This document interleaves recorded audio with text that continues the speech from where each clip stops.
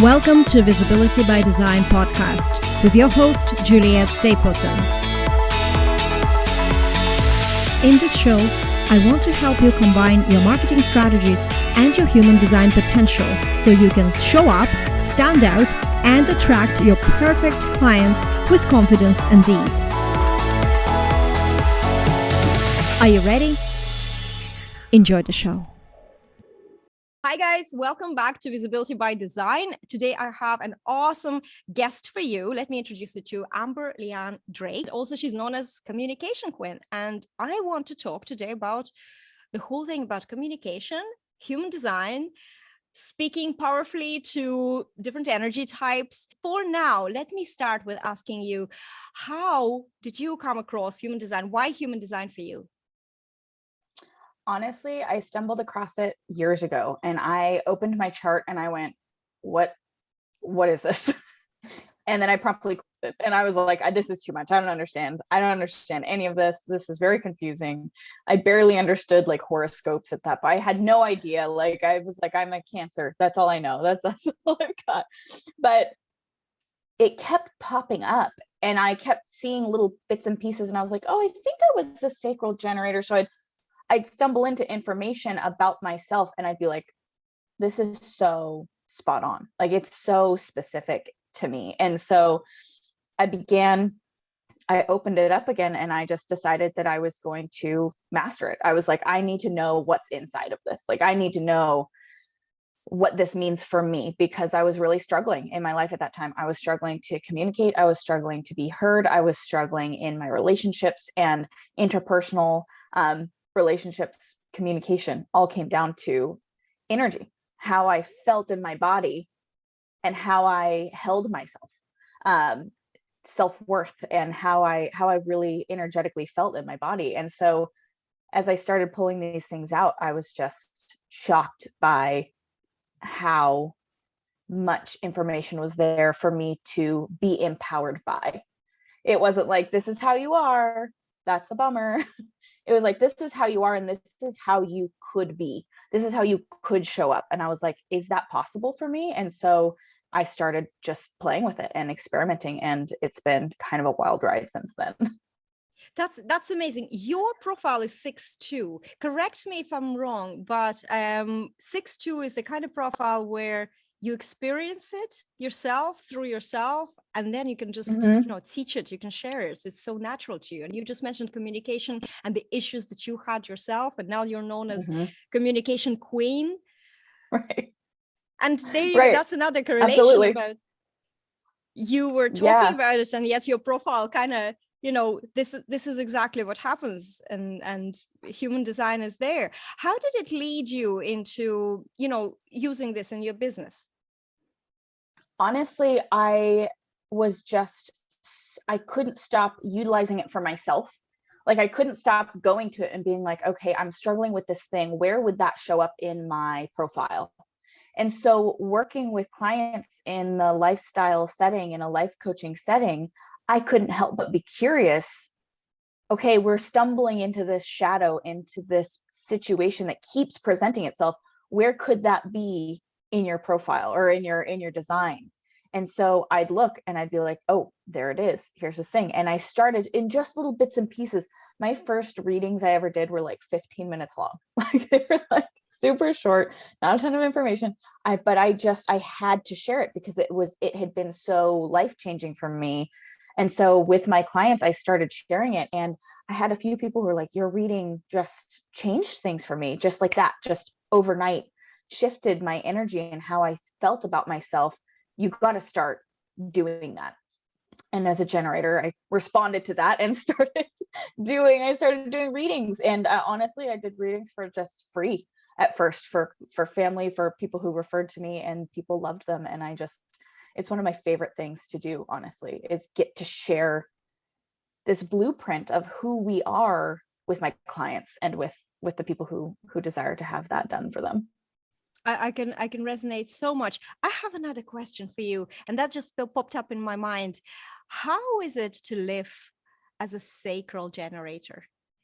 How is it? I know, it's so interesting. feel like? Because I don't feel anything. I've never felt anything else. Like, but for you, it feels so different to live in your body. I love it. It's so intriguing. When I'm out of alignment, which is how I was when I found human design, I am very, very burnt out. I am very, I can be, especially when I'm looking at my profile, that line 6, when a line 6 gets really burnt out, they're very pessimistic, very low energy, feel incapable, and they don't have that eternal optimism about how life can look and feel. But when I got into alignment, I feel energized is such a simple word for it, but I kind of equate it to like a solar powered battery. If I set a solar powered battery out in the sun, it's going to keep having energy to do what it does. But if I shove it in a sock drawer in my closet, it's going to power down, right? And so I'm a solar power battery. Like, if I'm doing what my sacral wants to respond to, I will continue to have energy, just constantly. I can go all day. If I'm constantly doing things out of should, I must, I gotta, someone's got to do it, I'm shoving my sacral powered battery in a, my solar power battery in a sock drawer, and I feel burnt out. And so I feel really great and energized most of the time, but I can really feel that. So it's a pulling. I feel a pull in my body, like this, yes, I want to do this, or no, I don't want to do that. I feel a constriction. And so I kind of move through life like that, kind of in a flowy way. And that also has to do with my arrows and my profile, and all of that kind of comes into play with that. Those little things, when you go deeper into, and human design is sort of like what you said in the beginning, sometimes you come across it and the first thing you feel is like, this is too much. This is just so complicated. It gives you super accurate, very practical information, but depending on the source that you come across, and if you come across Ra, for example, like there's a lot of things, it's just very complicated. It's not that it's complicated because it's too intellectual, but it's just like, just give me the goods. And just too much going where do around. I start? Like it's like diving into a master's degree and feeling like you need to understand it all at once. And it's like, no, where do you start with your degree?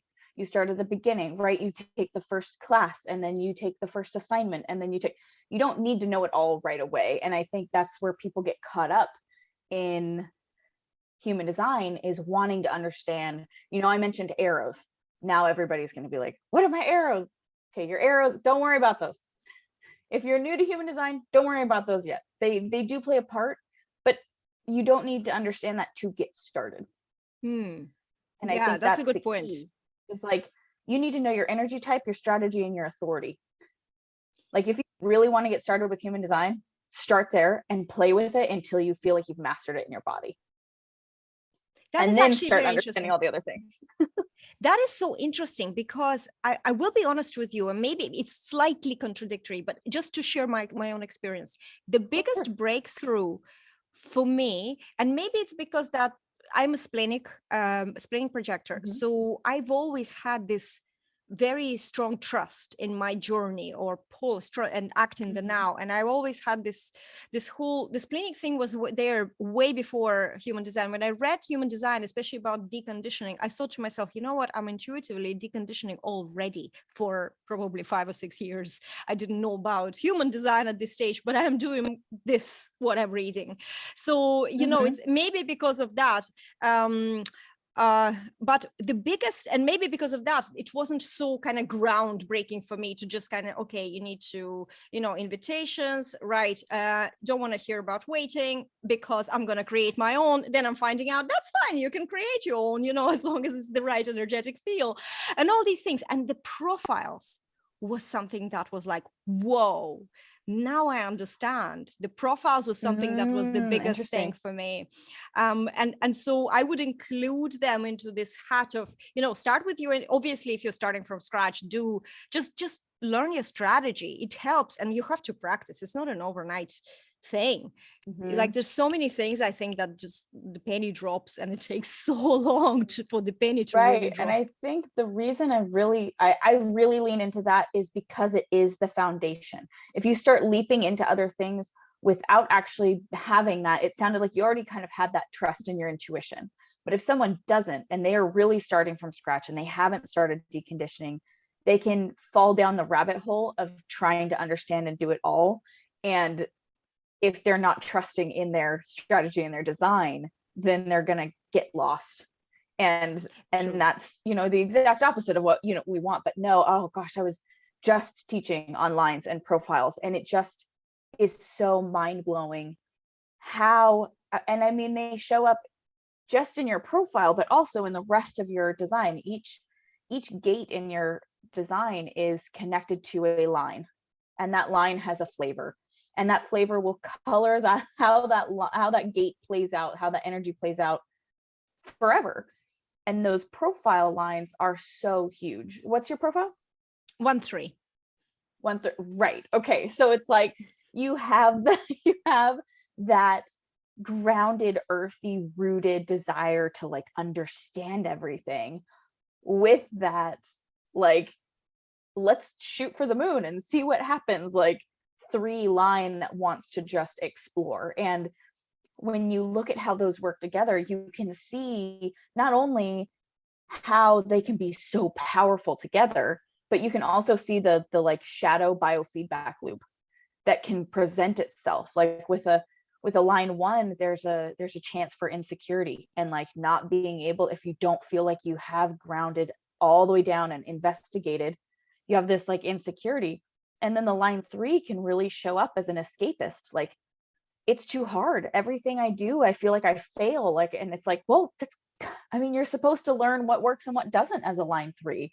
And so if you find yourself in this biofeedback loop of insecurity and escapism, it's like, oh, I can see that clearly just from understanding those lines and the flavor of those lines. It's like with everything, as long as you're aware of, the dark side, that's when you can move towards the light. So I love what you said. It was very accurate. And it's very interesting. My big story is when I was 3 years old, or 3 or 4 years old, my mom took me to figure skating. It was in the park. We have this beautiful park here with a couple of ponds, and figure skating area or, complex was there. And so we had to walk through this park past the ponds to take a bus home. And my one wants to know, Mom, can you skate on the pond? Because it's November and there is a small thin ice on it. And the 3 says, Mom says, no, it's too thin. You cannot skate on that. My 3 goes and steps into it and starts drowning. And my mom is walking in the opposite direction. And so this is exactly how, if you see something, you just have to, no matter what they say, unless you try it, you don't know. Then you know not to step into the ice. Right, now and you're able to teach from that in a very grounded and rooted way, and then you can like fully understand it. And that's the line 6, the first 30 years is roughly like a 3. We've got to bump into walls and try it so that we can know for ourselves. And so, understanding our profile, and then understanding your profile for how you're meant to move through life is so powerful. Like, I'm not 30 yet. And it's been, there's a conversation about whether it's actually at 18, like when you become an adult, or 30. Like Ross says 30. I've heard people say around 18, when you first have that adulthood, you kind of can step into that second phase, depending on where you're at, basically in the trial and error process.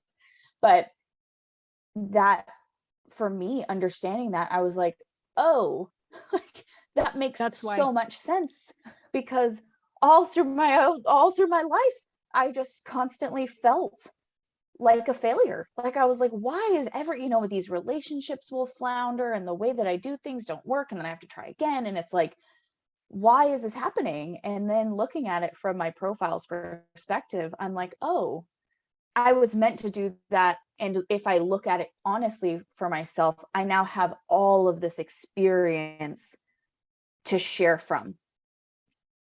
It's very empowering, looking forward to being 70 or 80 when you have that, because the amount of wisdom you will be gathering to just easily share with the world. I don't know, I have a thing about thinking, you know, what is it going to be at the end of the life, you know, how amazing all Right. this what we're carrying. Although with my 1-3, that means I'll be failing even at 70 and probably loving it at this stage.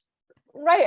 And loving it and trying and understanding that it's like, oh, well, that didn't work, let me try again. But when you don't know and you're like, oh, that didn't work. And line 6s we're a lot more sensitive. Line 3s are just so much more resilient.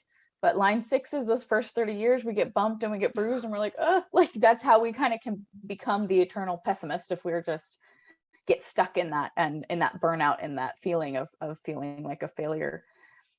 Yeah, it's amazing. It's amazing conversation. It's going to last for so long. Let us bring this slightly back. We're just going to rewind to the part when we were talking about the energy and the energy types and communication, because that's sort of like a big thing. First of all, you are a communication queen, so I want to talk about that as well.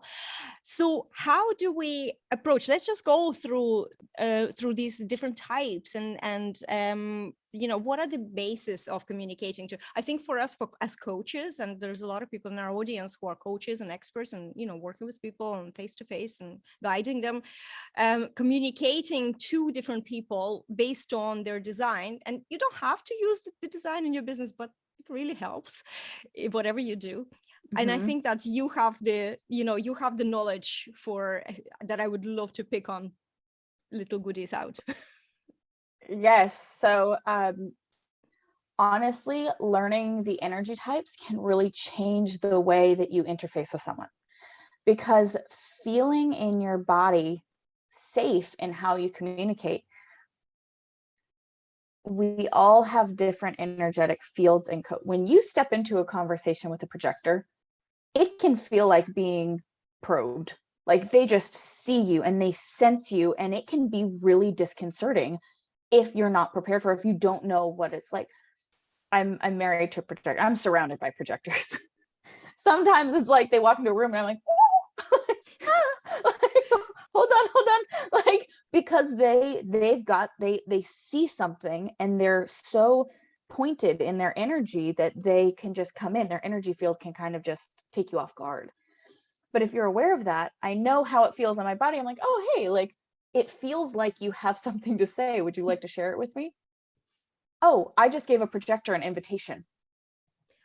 So knowing how, if you know each type's strategy, and if you know their authority, even better. About 70% of the population is generators. We're waiting for something to respond to. Also, with our sacral, a yes or no or a this or that question is really helpful. If my partner comes in and he says, hey, what do you want for dinner? Okay, he's given me something to respond to, but he's also given me an open-ended question that I will probably never answer. He'll come back 30 minutes later and I'll still be like, I don't know. But if you were to come in and say, hey, do you want to go up to the taco truck or make, you know, gumbo for dinner? I'm like, oh, I want tacos. I've been given something to respond to, like actually yes or no, this or that. I think you just saved the rest of my life in communication with my mom, who's 80 now, and I finally can bring it back to, because I always say, Mom, what do you want? And she's like, I don't want anything. And now I understand after what you said. I just need to give her a black and white kind of question, yes or no, this or that. Right. And she'll have, her sacral will gravitate towards something. Like wow, it this is just amazing. is. Like, hey, do you want to watch a movie tonight, or you want to go out and get a drink? And it's like, oh, I want to go out. Like my sacral has now something to kind of move towards versus like, what do you want to do tonight? Well, the world is my oyster and I can't think of anything. So I don't know. My sister is an emotional generator. And if I only start saying something vague to her, just like that, you know, what do you want to do for Christmas? And it's almost like, oh, leave me alone. We will deal with it when it's later. She never wants to deal with it. And now I understand why. It's so fascinating. This is why I love human design. That's totally it. Right. And so if you know that about 70% of the population is a generator, chances are you're probably talking to a generator. This is the beautiful thing about human design. Are you ready? 20% of the population is a projector. So you've got about 90% of the population covered now. If you can create a yes or no invitation in the way that you communicate with someone, if you do not know their design, you've probably got them. You've got it pretty much covered. Now, manifestors, reflectors, I love you guys. Manifestors are going to do whatever the hell they want anyways. So you've got about 100% of the population covered if you're willing to think about how you phrase things and how you give people information. That is so amazing. Do you have any kind of like practical examples for us?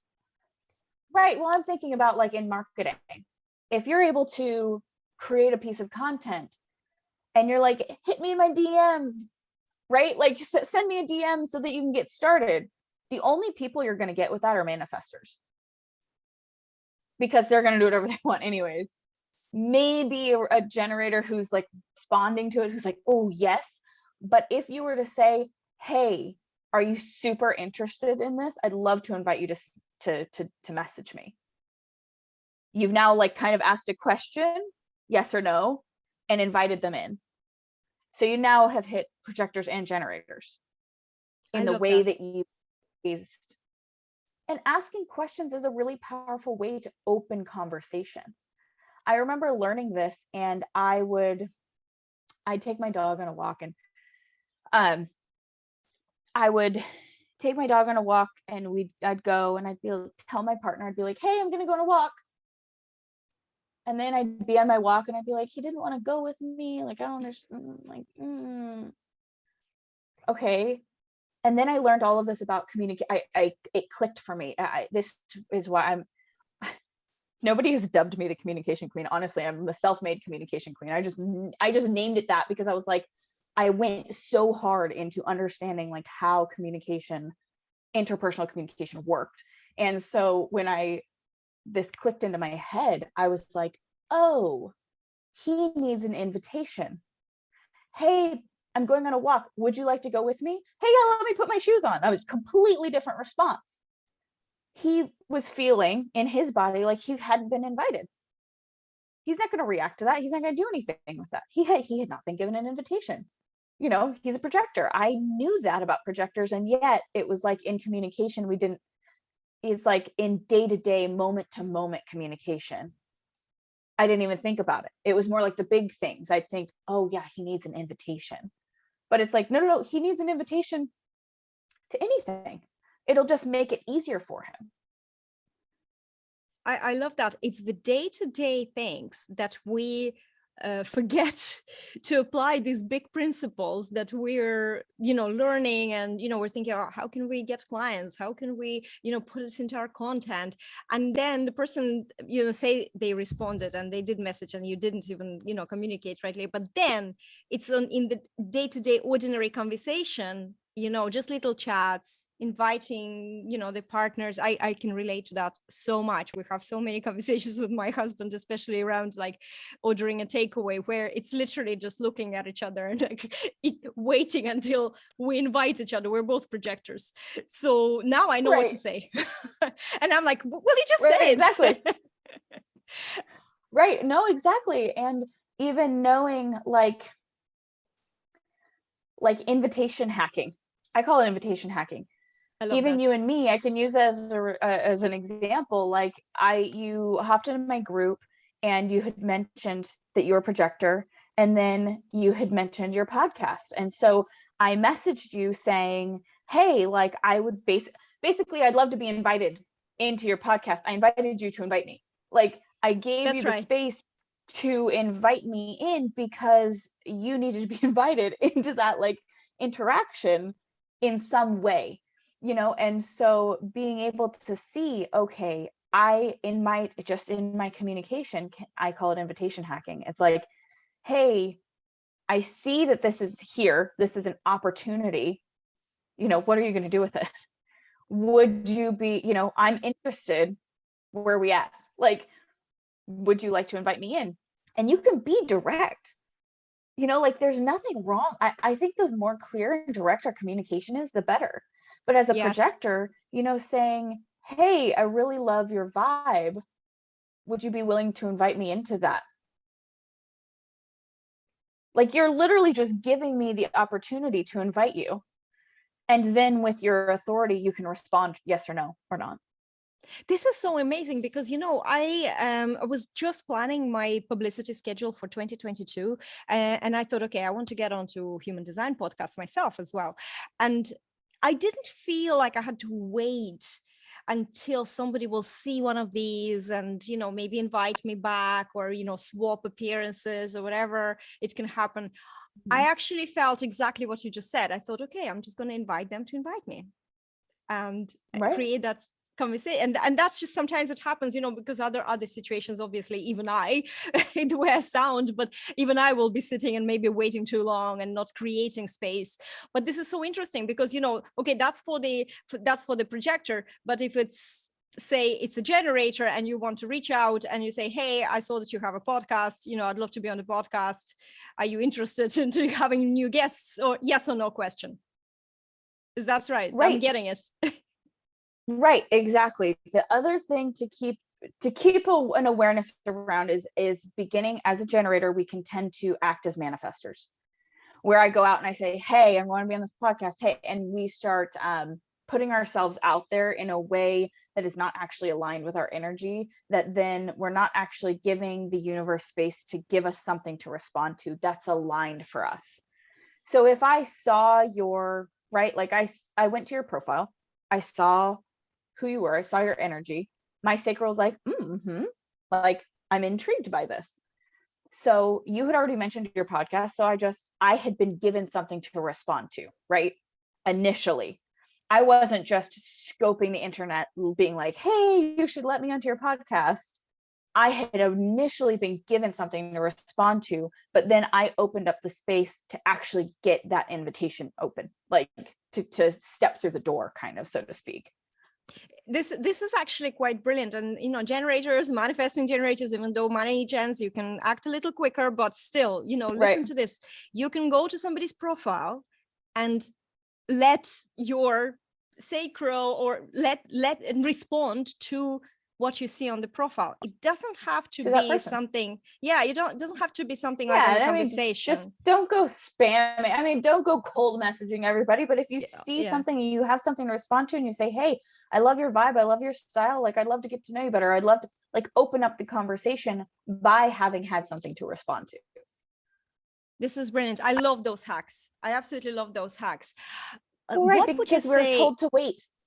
You're told to wait for the invitation, wait for something to respond to. And yes, we should wait. And honestly, I'm just speaking from my own experience. Some of the best things have come to me when I've really fully surrendered to that. Like, I haven't had anything to respond to in a while. The generator plateau, I haven't had anything to like go and make happen in a while. And I'm like, okay, I'm going to surrender to that. And then I get an opportunity to step into something insane. And it's like, oh, wow, that came out of nowhere. Well, I was waiting, and in the waiting gave me something to respond to. But if you feel a pull towards something, don't be afraid to communicate clearly about what it is that you need or desire. Exactly. I love that. I have a question to you about reflectors, because, you know, we kind of like forget about them sometimes. And I know it's only 1%. We love your reflectors. I have never met a reflector in my life. There's me being very transparent about it. Never once. I would love to meet a reflector and talk to them and see how they are and feel them and probe them with my energy. Right. Well, and here's, reflectors are so special and so unique because you want to know what? They're meant to mirror. So when you meet a reflector, when you look in a mirror, what do you see? Yourself. And so they can often go really unseen for their own uniqueness because you see yourself in them. And so reflectors are here to show us the health of our community. So you think of a reflector who has absolutely completely open centers. They are being conditioned from the moment they're conceived to just absorbing the information and the energy of their community. And so you think about a reflector in like a really aggressive drug dealer family. Whoa, you're going to have a completely different person than someone who is in a healthy, communicative, emotionally available, family that has a great community surrounding them. That child is going to grow up very different, but they are reflecting back. So as they grow, that child in an aggressive home is going to show those signs of whatever they've absorbed. And so talking to them, you can almost feel what especially if they haven't started the deconditioning process, you can sense that whatever they've been conditioned into. But when you look at them, they reflect back to you your energy. So it can be difficult to get a sense of where they're at. And so communicating with reflectors is a very open process. Because they can borrow whatever energy you have. If I'm talking to a reflector, at that moment, I'm talking to a sacral generator.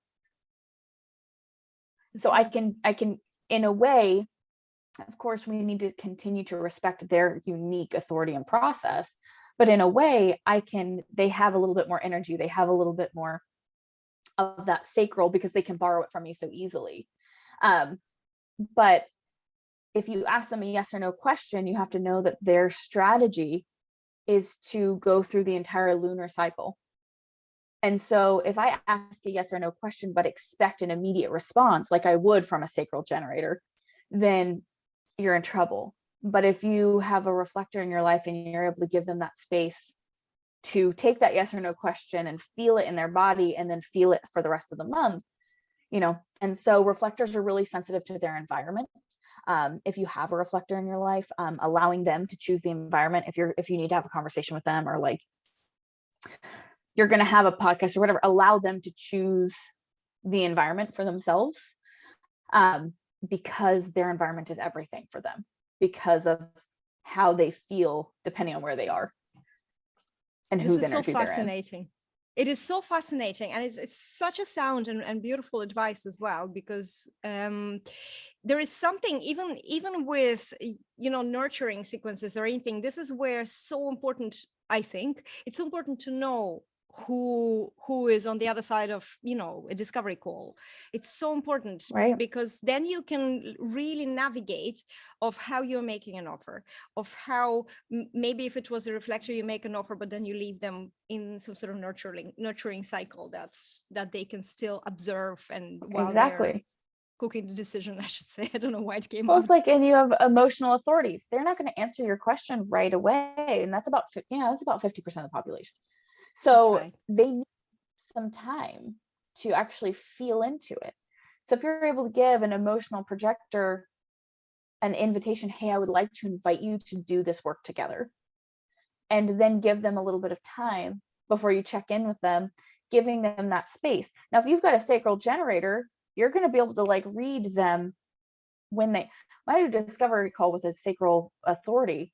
It's like, I know when that call's ended, if we're going to end up doing work together or not, because I can sense that yes or no vibe from them. They have that like or like, and it may just be a no right now, and then they come back and they're like, yes, I'm ready to work with you, but they typically go pretty fast, where an emotional authority needs a little bit of time. And then a reflector needs that space and that patience to hold them through that process. And the thing about reflectors is we don't need to necessarily help them along in that process. They will come to what decision is right for them if they're aligned with their design by themselves. They're going to talk it out. They're going to figure it out. They're going to sort it out, feel it out for the whole month. And then they'll get to the end and they'll be like, yes or no.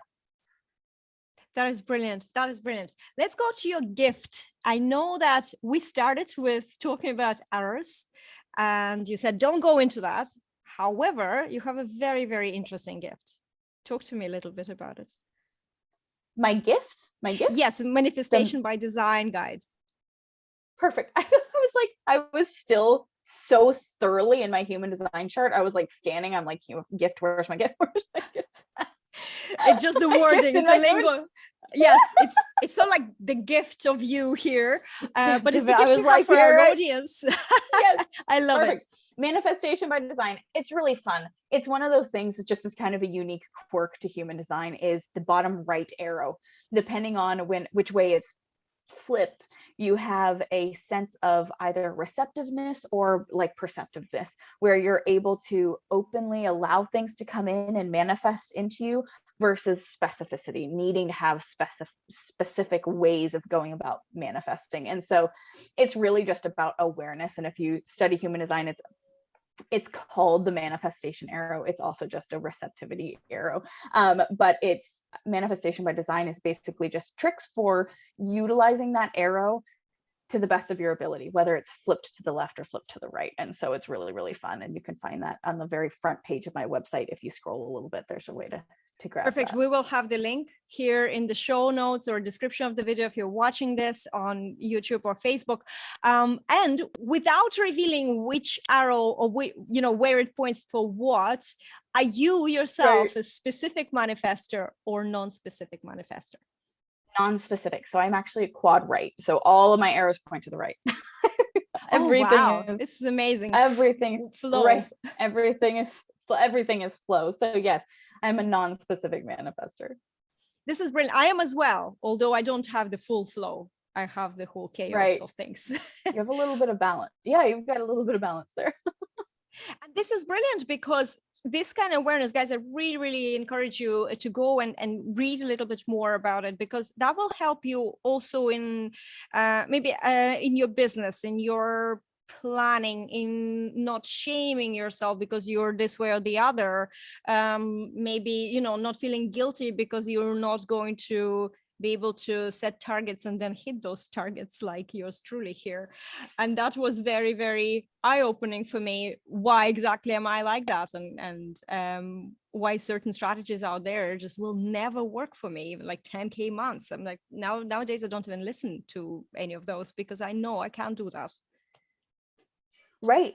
And knowing that allows you to lean and surrender into how you're truly meant to be easier. Exactly. And yeah, if you're getting started, if you head over to amberleanndrake.com, my blog, I have a getting started with human design. I also have all of the energy types up except for manifestor and reflector, which are coming soon. I need to get those up for you guys, but a little understanding of your energy type, strategy, and authority so that you can start to actually play with it and feel it in your body. Because for me, like when I learned my strategy and my authority, honestly, I was like, I am doing life exactly the opposite of how I should be. I was like, this is not at all how I've been moving through life.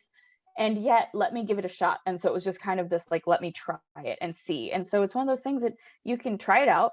If it feels good in your body, keep trying it out, kind of test the water, see how it feels, and then see what happens and create your own hypothesis surrounding it. I love this. This is the perfect outro. And give it time. Give it time, because it's an experiment. It's not going to happen in 2 weeks. You just have to observe a lot, but then it's just so satisfying. Amber, thank you so much for being my lovely guest today. I really thoroughly enjoyed our chat. Thank you so much for having me. Yes, we will see you in the next episode of Visibility by Design. And for now, goodbye and have a great day.